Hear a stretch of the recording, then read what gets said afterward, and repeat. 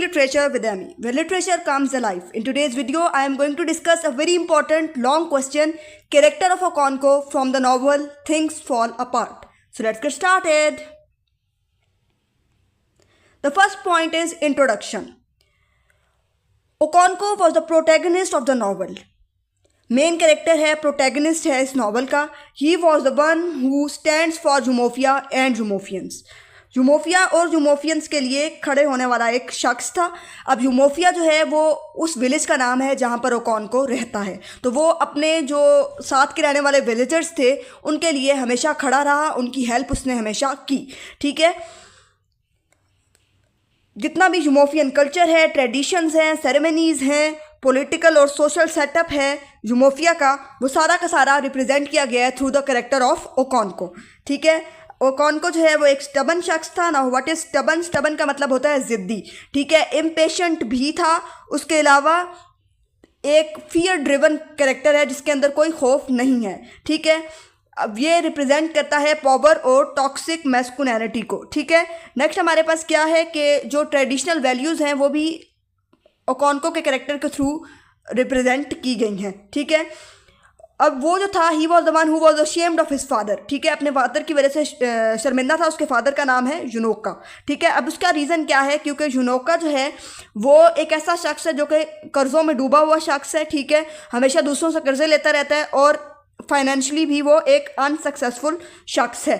ठीक है, और एक अनसक्सेसफुल फाइनेंशियल लाइफ जो है वो गुजार रहा है. ठीक है, और अब इस शेम की वजह से क्या है कि ओकोनको का एक ऐसा एटीट्यूड बन गया जिसके उसके एटीट्यूड के अंदर, उसकी नेचर के अंदर एक फियर ऑफ फेलियर आ गया. ठीक है, और उसने उसको ऐसा बना दिया कि वो फेलियर से डरता था और वो उसने हमेशा यही कोशिश की कि कोई भी ऐसा काम वो ना करे, कोई भी ऐसा एक्शन वो ना करे जिसकी वजह से वो किसी भी चीज़ में जो है वो फेल हो. ठीक है, और एक नाकामी से एक खौफ उसके अंदर जो है वो पैदा हो गया.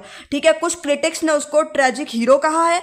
ठीक है, और जो जुमोफिया और जुमोफियंस का डाउनफॉल है वो भी ओकोनको के कैरेक्टर के थ्रू जो है वो डिपिक्ट किया गया है.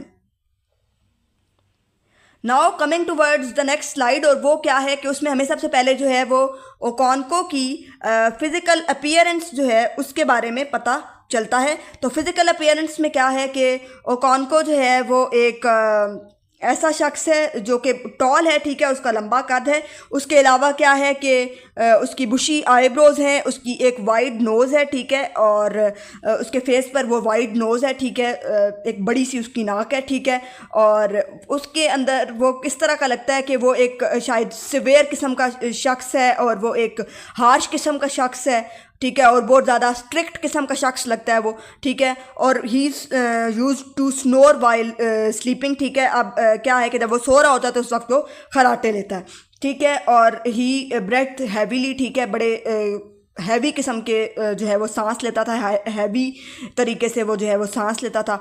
ठीक है, गहरे गहरे सांस लेता था. ठीक है, और वो अपनी टोज़ पर चलता था. ठीक है, और उसकी जो हील्स हैं वो हमेशा उठी हुई होती थी. ठीक है, और ऐसा लगता था that as if he will pounce upon someone. ठीक है, और उसके अंदर जो है वो पेशेंस नहीं है. ठीक है, सब्र उसके अंदर कोई नहीं है. और जब भी वो गुस्से में होता था तो वो वर्ड्स का इस्तेमाल नहीं करता था, rather he use his fist. ठीक है, अब क्या है कि वो मुंह से बोलकर बात नहीं करता था, वो मतलब माँ धाड़ पर यकीन रखने वाला शख्स था. ठीक है, नेक्स्ट जो हमारे पास पॉइंट है दैट इज़ कि ओकोनको जो है वो एक ग्रेट वॉरियर था. ठीक है, और वो एक ब्रेव पर्सन है. ठीक है, उसके अलावा क्या है कि वो करेजियस भी है. ठीक है, उसके अंदर बड़ी हिम्मत है, बड़ा हिम्मत शख्स है. और वो उसको एज अ सिंबल लिया जाता था, फियर और टेरर के सिंबल के तौर पर उसको जो है वो लिया जाता था. उसके नेबरिंग विलेजेस में भी, यानी जो जुमोफिया के साथ के गांव हैं उनमें भी उसको एक fear of symbol of fear के तौर पर लिया जाता था. उससे सब खौफजदा थे, और जो उसके अपने गांव के रहने वाले लोग थे वो भी उससे जो है वो खौफजदा थे. ठीक है, और उसने जो है वो एक ऐसा शख्स था जो कि बोल्ड था और वो ही नेवर फियर्ड वॉर. ठीक है, उसने कभी भी उसको जंग से खौफ नहीं आया, वो जंग से कभी डरा नहीं. ठीक है, और he was the one who could bear bloodshed. ठीक है, कत्लो गारत या अगर मार धाड़ हो रही है या खून बह रहा है या ये चीज़ है, तो वो उसको इस चीज़ से फ़र्क नहीं पड़ता था, वो उस चीज़ से खौफ नहीं खाता था, ठीक है। और अब क्या हुआ कि जो लेटेस्ट वॉर हुई थी यूमोफिया के अंदर, उसमें क्या हुआ कि ओकॉनको जो है वो एक ऐसा शख्स था जो कि पहला ह्यूमन हेड अपने घर लेकर आया, ठीक है। और ये किस चीज़ को प्रेजेंट करता है कि वो इतना ब्रेव था कि उसने जो है वो फर्स्ट ह्यूमन हेड लाने वाला वो शख्स था।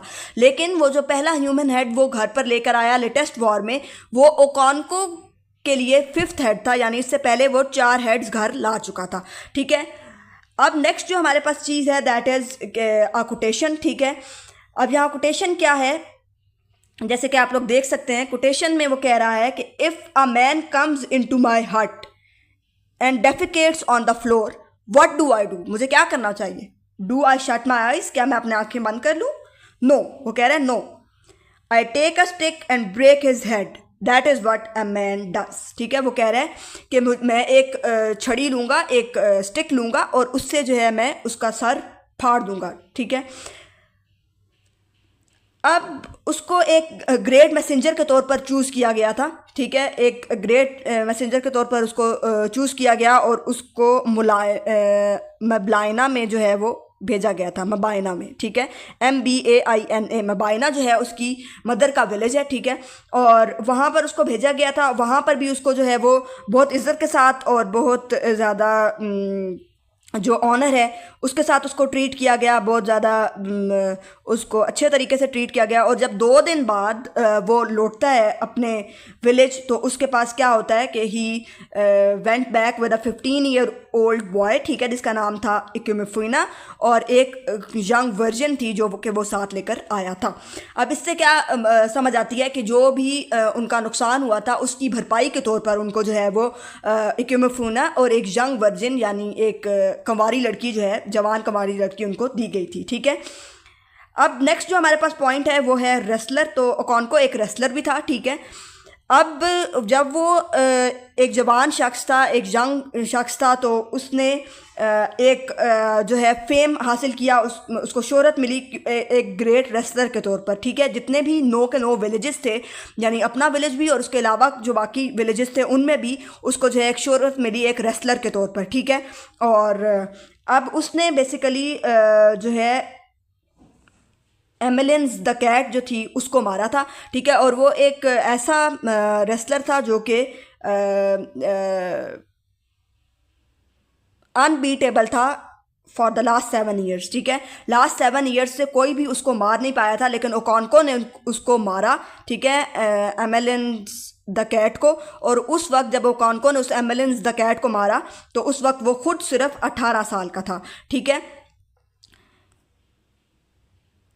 अब नेक्स्ट जो हमारे पास पॉइंट है वो क्या है कि वो एक इग्विग्वो रिप्रेजेंटेटिव था। इग्विग्वो रिप्रेजेंटेटिव क्या है अब कि इग्विग्वो जो है अपने विलेज के लिए वो एक इग्विग्वो रिप्रेजेंटेटिव था। अब इग्विग्वोस जो हैं वो बेसिकली मास्क स्पिरिट्स हैं, ठीक है, और जो कि यूमोफिया के अंदर हैं, ठीक है। और ये 9 मास्क स्पिरिट्स हैं, ठीक है। और ये बेसिकली यूज़ होती हैं, सिम्बॉलिकली रिप्रेजेंट करती हैं किस चीज़ को, इग्बो कल्चर को रिप्रेजेंट करती हैं, ठीक है। और यूमोफिया की जो इंडिपेंडेंस है उसको भी ये रिप्रेजेंट करती हैं, ठीक है। तो नेक्स्ट जो हमारे पास पॉइंट है दैट इज़ कि इस तरह से क्या है कि जो हमारे पास ओकॉनको का कैरेक्टर है वो बहुत ज़्यादा मेजर इंपॉर्टेंस का जो है वो हामिल बन जाता है, क्योंकि उसके अंदर ऐसे कैरेक्टरिस्टिक्स पाए जाते थे कि उसको जो है उन स्पिरिट्स के साथ जो है वो मिलाया जाता था, ठीक है। देखें कि अब वो इंडिपेंडेंस और यूमोफियंस की इंडिपेंडेंस को और पावर वगैरह को और कल्चर को रिप्रेजेंट करती हैं, तो ओकॉनको जो है वो भी अपने जो कल्चर है उसको प्रेजेंट करता था, ठीक है। और अब क्या है कि ओकॉनको जो है वो एक वो है, ठीक है। और अब अपने जो ट्रायल था उसके अंदर भी ओकॉनको ने जो है वो इग्विग्वो का रोल जो है वो प्ले किया था। अब नेक्स्ट हमारे पास जो है वो क्या है कि प्रेस्टिजियस मैन था, यानी एक काबिल इज़्ज़त मैन था, एक प्रेस्टीज थी उसकी अपनी एक, ठीक है, उसका एक अपना मकाम था एक सोसाइटी के अंदर, उस यूमोफियन कल्चर के अंदर, ठीक है। अब क्या है कि ओकोंको वॉज सेल्फ मेड, एक तो वो सेल्फ मेड था, ठीक है, और उसने जो कुछ भी बनाया उसने अपनी मेहनत से बनाया, एक हार्ड वर्कर था, जैसे आगे एक पॉइंट ये भी आएगा, ठीक है। तो वो एक वेल्दी शख्स था, एक वेल नॉन शख्स था। जितने भी विलेजेस थे जो कि यूमोफिया के इर्द गिर्द थे, 9 विलेजेस, उन सब में वो एक वेल नॉन शख्सियत था, ठीक है, सब उसको जानते थे।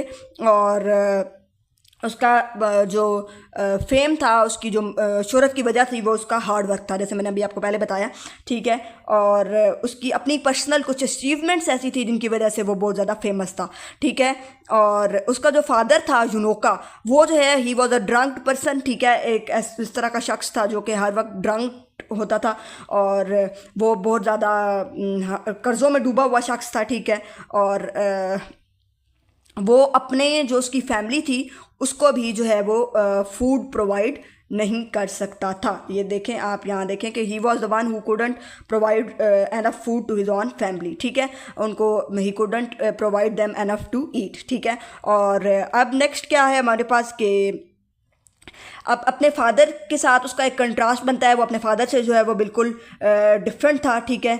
अब वो जो है वो एक पुअर आइडियल था, यानी गरीब भी था, फिर फारिग भी था, जेंटल था, उसके अंदर शरीफाना उसी सिफात पाई जाती थी, और वो गुस्से का तेज़ नहीं था, ठीक है। और वो जो जुनोका था वो इंटरेस्टेड था म्यूज़िक में, और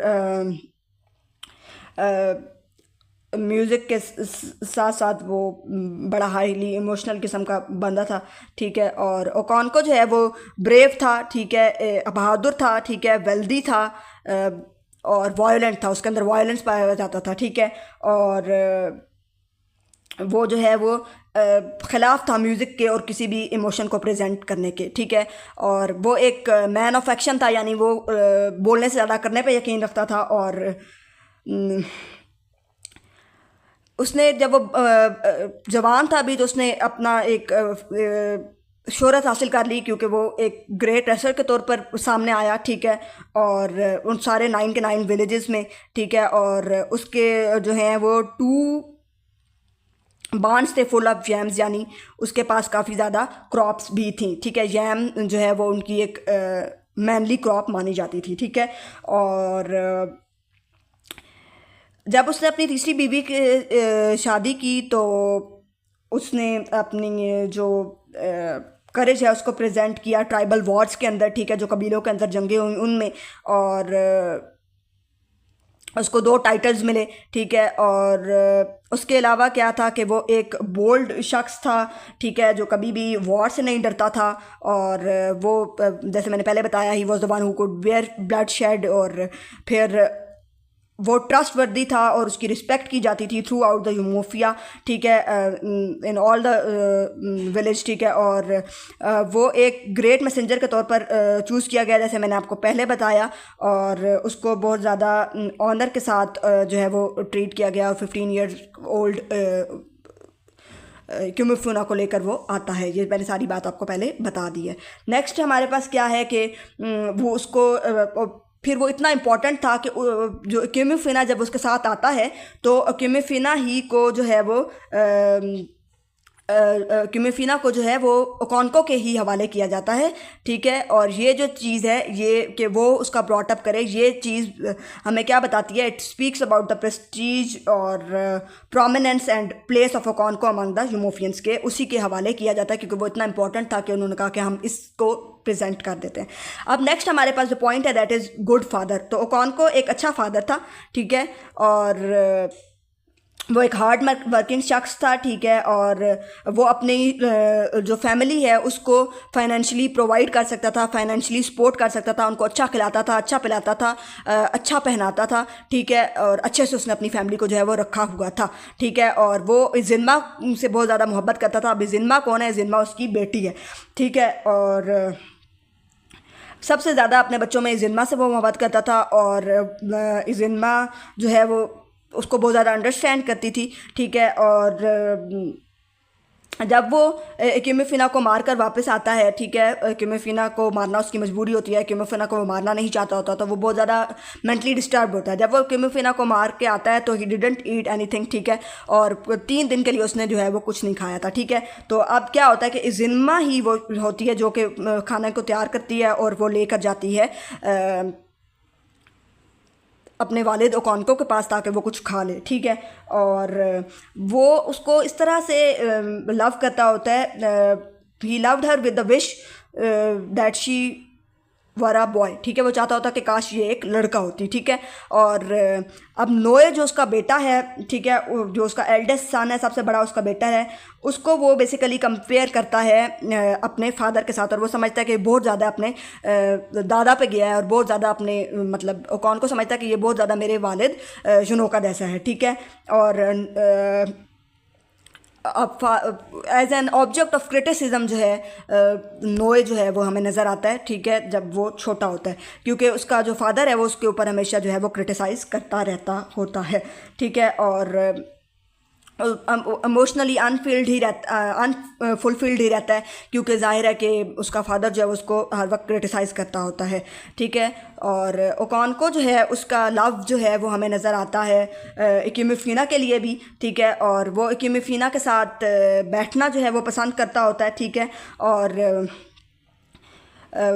उसकी जो डिफरेंट एक्टिविटीज़ होती हैं उनको भी वो बहुत पसंद करता होता है, ठीक है। उसकी जो डिफरेंट प्रैक्टिसेस होती हैं उनको वो ऑब्जर्व करता होता है, देखता होता है, और उसको बड़ा प्यार आता है उसके ऊपर, वो बड़ा उसको पसंद करता होता है। लेकिन वो कभी भी अपनी इमोशंस को जो है और फीलिंग्स जो हैं वो एक्यूमिफिना को प्रेजेंट नहीं करता। अब होता क्या है कि यहाँ पर इमोशनल होना और वो चीज़ भी जो है वो एक कमज़ोरी की जो है वो अलामत समझी जाती थी, तो इस वजह से भी जो ओकोंको है वो चाह के भी अपनी जो फीलिंग्स हैं, जो इमोशंस हैं, उनको प्रेजेंट नहीं कर पाता। नेक्स्ट हमारे पास जो पॉइंट है दैट इज़ रिस्पॉन्सिबल हस्बैंड। एक रिस्पॉन्सिबल हस्बैंड भी होता है, ठीक है, और वो ये एक ऐसा शख्स था जो कि जानता था कि वो खुद रिस्पॉन्सिबल है अपने घर वालों की हिफाजत और सर्वाइवल, सेफ्टी और सर्वाइवल दोनों चीज़ों के लिए, अपनी वाइफ्स अपनी बीवियों के सर्वाइवल के लिए भी, अपने बच्चों के सर्वाइवल और सेफ्टी के लिए भी वो खुद जो है वो रिस्पॉन्सिबल है, ठीक है। और उसकी जो है वो स्टार्ट ऑफ द नावल में हमें जब नावल स्टार्ट होता है उस वक्त उसकी 3 बीवियाँ थीं, और जब नावल एंड होता है तो उस वक्त उसकी 5 बीवियाँ होती हैं, ठीक है। और एक वीफ़ी जो है उसके लिए उसके दिल में बहुत ज़्यादा मोहब्बत होती है, ठीक है, और वो बहुत केयरिंग था, लेकिन जब भी उसको गुस्सा आता होता है तो वो किसी को भी उस वक्त गुस्से में वो किसी को भी जो है वो बख्शता नहीं होता, ठीक है। और वो अपने फादर जुनोका की तरह नहीं था, ठीक है, और क्योंकि वो उसका फादर जो है वो बहुत केयरलेस था और बहुत इररिस्पॉन्सिबल था अपने बच्चों और अपनी बीवियों के लिए, लेकिन जो ओकोंको होता है वो बहुत ज़्यादा रिस्पॉन्सिबल होता है, और he was very much into his family, यानी अपनी फैमिली की जो रिस्पॉन्सिबिलिटीज़ हैं उनको परफॉर्म करने में, उनको अदा करने में वो बहुत ज़्यादा केयरफुल होता है, ठीक है, और बहुत ज़्यादा रिस्पॉन्सिबल और केयरिंग होता है। नेक्स्ट हमारे पास जो पॉइंट है एज अ क्लैंसमैन का, तो क्लैंसमैन क्या है कि वो कबीले का एक इम्पॉर्टेंट शख्स होता है, ठीक है, वो एक प्रेस्टिजियस है और उसकी अपनी एक इम्पॉर्टेंस है, उसकी अपनी एक वर्थ है, ठीक है। नेक्स्ट हमारे पास क्या है कि वो यूमोफिया का एक पिलर है। अब आप ये देखें कि अगर कोई पिलर होता है किसी इमारत का, तो पिलर क्यों होता है? Pillar is for support. अगर एक पिलर भी गिर जाए तो जो बिल्डिंग है वो गिर जाएगी, ठीक है, बिल्डिंग ख़त्म हो जाएगी। तो इसीलिए उसको पिलर कहा गया, क्योंकि ये बहुत ज़्यादा इम्पोर्टेंट जो था वो शख्स था अपने कबीले का, ठीक है। और अब क्या है कि वो यूमोफियंस से बहुत ज़्यादा प्यार करता होता है, यूमोफियंस को बहुत ज़्यादा जो है वो सपोर्ट करता होता है, ठीक है। सारी मीटिंग्स जितनी भी होती हैं उन सब का जो है वो ओकोंको को पार्ट बनाया जाता था, ठीक है, और उससे जो है वो मशवरे लिए जाते थे और उससे फ़ैसले करवाए जाते थे, ठीक है। और वो बहुत ज़्यादा रिस्पेक्टेड और ट्रस्टवर्दी मैन के तौर पर जो है वो यूमोफिया में मौजूद था, ठीक है। अब नेक्स्ट जो पॉइंट है वो हार्ड वर्कर का, जैसे मैंने आपको पहले कहा था कि आगे ये एज अ पॉइंट भी आएगा। तो ये एक बहुत डेलिगेंट सा और बहुत स्ट्रॉन्ग सा बंदा था, ठीक है, अपने फॉर्म्स पे बहुत ज़्यादा काम करता था, ठीक है, सुबह से लेकर शाम तक, फ्रॉम डॉन टू डस्क, ठीक है। और उसको एज अ वर्शिप लेता था, इबादत के तौर पर, ठीक है। और उसने कोई भी चीज़ इनहेरिट नहीं की थी। He was a self made man, बहुत ज़्यादा हार्ड वर्किंग था, अपनी मेहनत से उसने सब कुछ हासिल किया था, ठीक है। और कॉन्स्टेंट स्ट्रगल से उसने ये सब हासिल किया था, ठीक है। और उसने बहुत ज़्यादा हार्डशिप्स जो हैं वो फेस की थी, ठीक है। और फिर उसने क्या किया था कि जब उसने स्टार्ट की फार्मिंग, तो उस वक्त क्या था कि वो अपने फादर के वो नेवेकबी के पास गया, जो कि उसके फादर का एक जानने वाला था, और उसने उससे प्रॉमिस किया कि मैं तुम्हें 800 जैम सीड्स जो हैं वो दूंगा, ठीक है। उस साल क्या हुआ कि वो साल, जिस साल वो उसके पास वो 800 जैम सीड्स थे, वो जो है वो वर्स्ट ईयर रहा फार्मिंग के लिहाज से, ठीक है। और बहुत ज़्यादा जो है वो हैवी रेनफॉल हुआ, ठीक है। और गुड क्रॉप के लिए ये ईयर जो है ये सफिशेंट नहीं था, ठीक है। लेकिन उसने उसमें उम्मीद नहीं हारी, ठीक है। और वो सीड्स उसके अपने थे, और he still had 800 from Nwakibie and 400 from his uncle, ठीक है। अब क्या होता है कि नेक्स्ट उसके फादर के जो फ्रेंड होते हैं उन्होंने उसको 400 दिए होते हैं, और एक 800 वो उससे ले आया होता है, ठीक है। अब उसने दोबारा जो है वो प्लांटिंग की, और फिर क्या हुआ कि सब कुछ जो है वो ज़ाया हो गया, ठीक है। और सारे जो बांड्स थे दे वर फुल ऑफ वाटर, बहुत ज़्यादा पानी हो गया, तो कुछ फ़ायदा ना हुआ, ठीक है। और सारे जो सीड्स हैं वो फिर ज़ाया हो गए, डिस्ट्रॉय, उस पानी ने सब कुछ डिस्ट्रॉय कर दिया, उन सीड्स को डिस्ट्रॉय कर दिया। और जो क्रॉप्स थी दे वर लुकिंग लाइक फ्यूनरल, ठीक है। और उसके विलेज का ही एक शख्स था, उसने जो है वो अपने आप को बांध दिया, अपने आप को हैंग कर लिया, ठीक है। और उसने खुदकुशी कर ली। लेकिन ओकॉन को जो है वो इस चीज़ से लड़ा, और उसने बिल्कुल भी हिम्मत नहीं हारी। अब उसकी एक कोटेशन आप लोग देख सकते हैं, since I survive that year I shall survive anything. वो कहता है कि अगर मैं इस साल बच गया हूँ तो कोई भी चीज़ जो है वो बच जाएगी। अब मैं खुद सर्वाइव कर रहा हूँ तो मैं मतलब बेहतरी लेकर आऊँगा, ठीक है। ये एक चीज़ हमें रिप्रेजेंट करती है कि वो कितना ज़्यादा होपफुल था, ठीक है। अब अच्छे दिन शुरू हुए, ठीक है। अब उन अच्छे दिनों में जो है वो कुछ ना कुछ एरोगेंट हो गया, और उसके अंदर कुछ ना कुछ गुस्सा भर गया, ठीक है। और he became rough and haughty, ठीक है। और वहाँ पर उसने एक शख्स को जो है मीटिंग्स के अंदर जो है वो इंसल्ट भी कर दिया। और फिर क्या हुआ कि फिर बाद में उसको जो है वो अपोलोजाइज़ करना पड़ा, ठीक है। और उसके अंदर जो है नेक्स्ट जो हमारे पास पॉइंट आ रहा है, फियर ऑफ वीकनेस और फेलियर था। जैसे मैंने आपको पहले शुरू में बताया था कि अपने फादर को नाकाम शख्स के तौर पर उसने देखा, तो उसके अंदर एक इस चीज़ का खौफ बैठ गया कि इंसान को कि नाकामी हो सकती है, और एक खौफ ज़्यादा हो गया वो नाकाम होने से, ठीक है। और उसने कभी भी अपने इमोशंस जो हैं उनको रिवील नहीं किया। और वो इकिमिफिना को जो है वो मारता भी इसलिए है क्योंकि he was fear of being, he had a fear of being weak, ठीक है। उसको वो हालांकि उसको मारना नहीं चाहता होता, उससे बहुत मोहब्बत करता होता, लेकिन वो सिर्फ इस वजह से मार देता है ताकि जो सोसाइटी के रहने वाले लोग हैं, जो ह्यूमोफियंस हैं, वो उसको कमज़ोर ना समझे, ठीक है।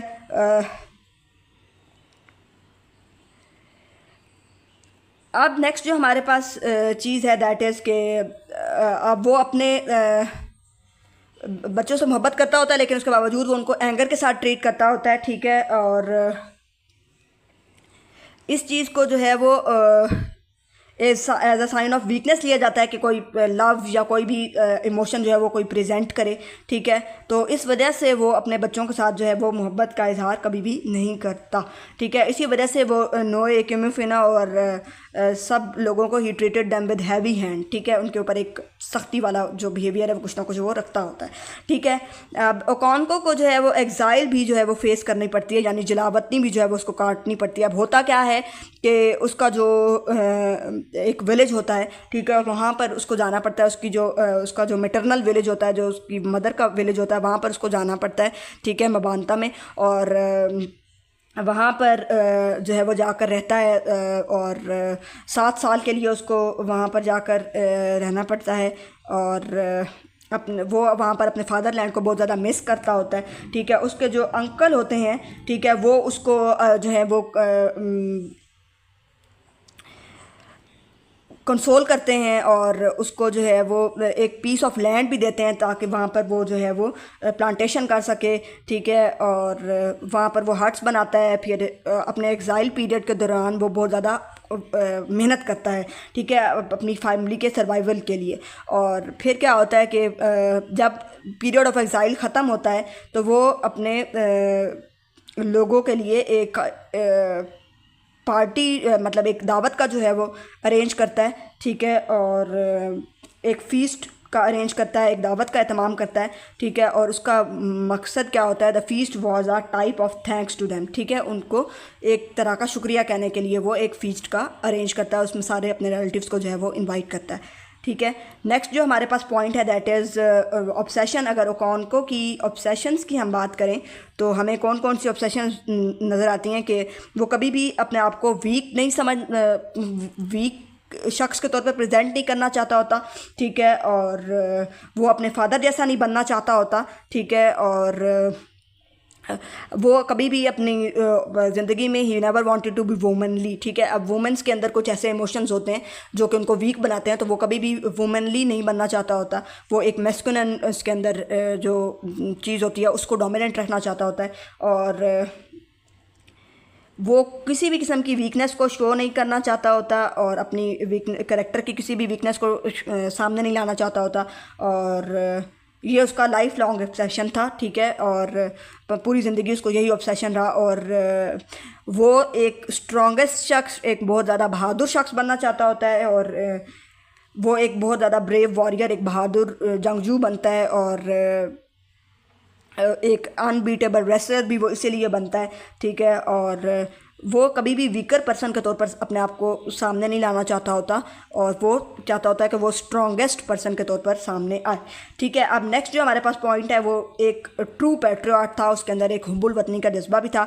ठीक है, अब जब वो अपने विलेज वापस आता है, ठीक है, और फिर उसको क्या पता चलता है कि जो मिशनरीज़ हैं उन्होंने अपनी एक कैंपेन चलाना शुरू कर दिया और मिशनरीज़ जो हैं वो डोमिनेंट हो चुके हैं सारे गाँव वालों पर। तो उनका क्लाइमैक्स आ गया, तो ही अब वो वहाँ पर वो सारे जो चैलेंजेस हैं उनको फेस करना चाहता होता है सिंगल हैंडेडली। लेकिन होता क्या है कि वो ऐसा करने में नाकाम हो जाता है। अपने यूमोफिया और यूमोफियंस को का कल्चर सिक्योर करने में, यूमोफियंस को सिक्योर करने में, सेव करने में वो नाकाम हो जाता है क्योंकि मिशनरीज जो हैं वो डोमिनेंट होते हैं। तो अब क्या होता है कि कॉन्सिक्वेंटली जो है वो सुसाइड जो है वो कमिट कर लेता है क्योंकि उसके अंदर एक फियर ऑफ फेलियर होता है। जब वो फेलियर को फेस करता है तो उसको बर्दाश्त नहीं कर पाता और वो सुसाइड जो है वो कमिट कर लेता है क्योंकि वो जो है वो अपने कल्चर को जो है डिस्ट्रक्शन से, तबाही से जो है वो बचा नहीं सका होता। ठीक है, अब he was a Fleming fire. अब फ्लेमिंग फायर उसको क्यों कहा गया है, क्योंकि उसके अंदर एक डेंजरस किस्म का एंगर मौजूद था। ठीक है, और नेक्स्ट हमारे पास क्या है कि उसको बर्निंग फायर के साथ, एक जलती हुई आग के साथ जो है उसको रिलेट किया गया। ठीक है, और जैसे कोई फ्लेम जो है वो ऊपर की तरफ जाता है और शोला होता है और वो भड़कता है, तो इस तरह से वो भी उसको उस चीज़ के साथ रिप्रेजेंट किया गया और रिलेट किया गया। ठीक है, और जैसे फायर जो है वो हर चीज़ को तबाह कर देती है, इसी तरह से वो भी कर देता होता है गुस्से में। ठीक है, और वो इमोशनली भी डिस्ट्रक्टिव था। ठीक है, और जो उसके बच्चे थे क्यूमिफीना और वो भी जो है वो फिज़िकल डिस्ट्रक्शन का शिकार हुए। ठीक है, और वो इमोशंस को हमेशा सप्रेस करके रखता होता है। ठीक है, और वो इस जिम्मा और क्यूमिफीना के साथ बहुत ज़्यादा मोहब्बत करता होता है, लेकिन वो जो है वो उनको उस तरह से क्यूमिफीना को बचा नहीं पाता क्योंकि वो उसको चाहता होता है बचाना, लेकिन उसको यही डर होता है कि मैं वीक ना हो जाऊँ। ठीक है, और जिस तरह आग जलती रहती है और एंड पर वो राख छोड़ देती है, उसी तरह से ओकोंको का करेक्टर भी जो होता है। ठीक है, और ओकोंको ने भी इसी तरह अपने आप को जला लिया। ठीक है, और उसकी वजह क्या थी, इंटेंस रेज, ठीक है, और उस बहुत ज़्यादा गुस्से की वजह से क्या हुआ, he destroyed him in the face of his suicide, ठीक है, उसने खुद को ख़त्म कर लिया जब उसने जो है वो खुदकुशी की। Now coming towards the conclusion, तो ओकोंको ने अपनी लाइफ एंड कर ली, ठीक है, और एक ट्रू हीरो की तरह, ठीक है, और अपना जो एंसेस्ट्रल कल्चर था उसको वो बचा नहीं सका, ठीक है, और वो एक एम्बिशियस और एक मैन ऑफ आयरन था, ठीक है, और मैन ऑफ आयरन वॉल, ठीक है, और he fought many Wars, he brought human heads, ठीक है, बहुत सारी उसने वॉर्स लड़ी, बहुत सारे हेड्स को वो घर लेकर आया, जैसे मैंने पहले आपको बताया कि 5 जो हेड्स हैं वो घर लेकर जाता है, और he was a man of revolt, ठीक है, लेकिन उसकी जो शॉर्ट साइटेडनेस होती है उसकी वजह से क्या होता है कि उसकी जो एंगर है, शॉर्ट साइटेडनेस है उसकी,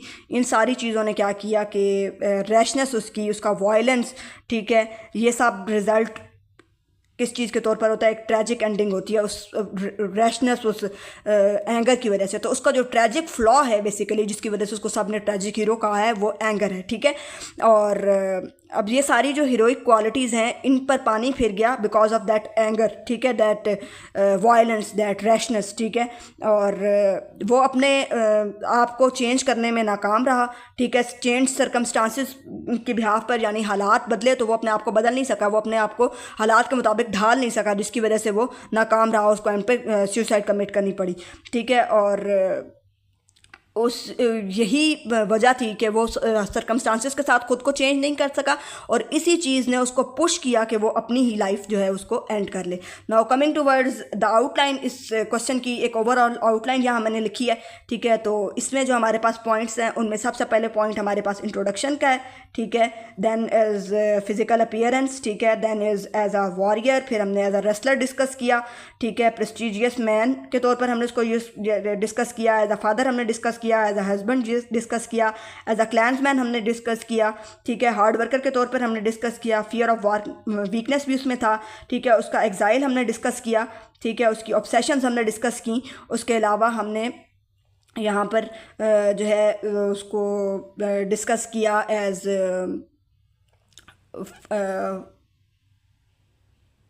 जो आपके पास कंक्लूजन है वो हम इसका एंड पे अब लिखेंगे, ठीक है, और उससे पहले हमने इसको एक बर्निंग फ्लेम के तौर पर जो है वो डिस्कस किया, ठीक है।